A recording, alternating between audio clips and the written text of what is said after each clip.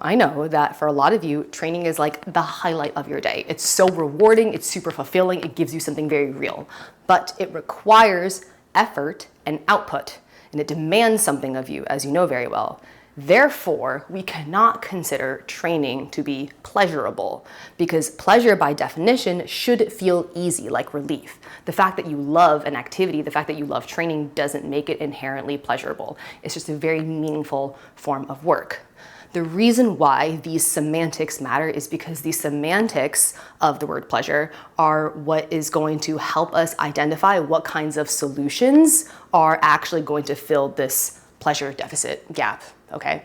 So some examples of pleasure, not limited to this. I would say for myself, a very slow walk with no route, with no pace goal for sure, no fitness objective attached, right? There's a difference between I need to get my 10,000 steps versus I'm just gonna go on a walk and I'm gonna like look at the clouds, right? Maybe it's just like you and your dog going wherever.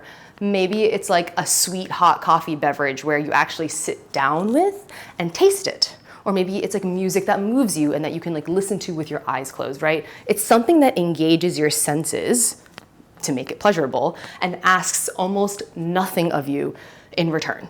And if you have a hard time identifying whether you have anything pleasurable in your day, you just ask yourself, does this activity that I'm thinking of here, does it require discipline and or effort? And if yes to either of those things, it might be rewarding, but it may not be pleasurable. Again, pleasure should feel almost effortless in the same way that reaching for junk food or reaching for highly caloric food tends to feel almost effortless.